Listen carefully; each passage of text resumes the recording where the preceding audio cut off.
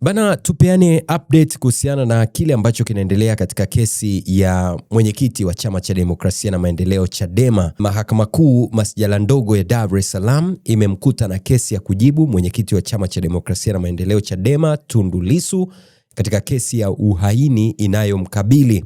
Uamuzi huo umetolewa leo Ijumaa Agosti 21 mwaka 2026 na kusomwa na kiongozi wa jopo la majaji watatu wanaosikiliza kesi hiyo, Danstan Ndunguru kwa niaba ya wenzake Jaji James Karayemaha na Ferdinand Kiwonde.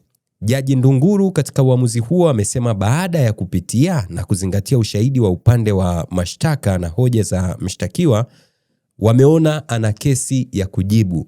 Lissu anashtakiwa kwa kosa la uhaini kinyume na kifungu cha 39(2) D cha sheria ya kanuni ya adhabu iliyorekebishwa mwaka 2023.